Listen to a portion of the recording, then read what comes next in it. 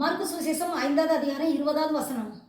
நீ உன் இனத்தரிடத்தில் உன் வீட்டிற்கு போய் கர்த்தர் உனக்கு இறங்கி உனக்கு செய்த எல்லாவற்றையும் அவளுக்கு அறிவி என்று சொன்னார். இயேசு கதரேன நாட்டிற்கு வந்தபோது அசுத்தாவி பிடித்த மனுஷன், அதாவது லேகியோன் பிடித்த மனுஷன் இயேசுக்கு முன்பாக வந்தான்.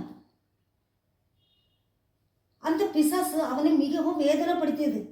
எப்படி எனில், அவன் கல்லறைகளிலும் மலைகளிலும் குகைகளிலும் இருந்து மகா சத்தமிட்டு கூக்குரலிட்டு கல்லுகளினாலே தன்னை காயப்படுத்தி கொண்டிருந்தான். எல்லாவித விலங்கும் சங்கிலினாலும் அவனை கட்டப்பட்டு இருந்தோம். அந்த சங்கிலி எல்லாம் நொறுக்கி போட்டு விட்டான். அவனை ஒருவனும் கட்டக்கூடாது இருந்தது. அப்படி இருக்கும்போதுதான் இயேசு அந்த லேகியன் பிசாசு பிடித்தவனை பார்த்து இவரை விட்டு புறப்பட்டு போ என்று சொன்னவுடன் அது உடனே இயேசுடன் உத்தரவு கிடைக்கிறது. இந்த பன்றிக்குள்ளே போக எங்களுக்கு அனுமதி தாரு என்றவுடன் இயேசு உத்தரவு கொடுத்தார். உடனே அது இந்த 2000 பன்றிகள் மேய்ந்து கொண்டிருந்த இடத்தில் போய் நுழைந்து கடலிலே பாய்ந்து அத்தனையும் ஆண்டு போனது.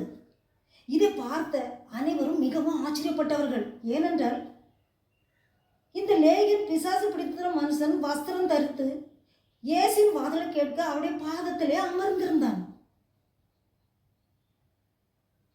இயேசுவிடத்தில் அந்த தெளிந்த புத்தியுள்ளவனாக இருந்ததை கண்டு அந்த மனுஷனே இயேசுவிடத்தில் உத்தரவு கேட்கிறான், நான் உம்மிடத்திலே இருக்கட்டுமா என்று.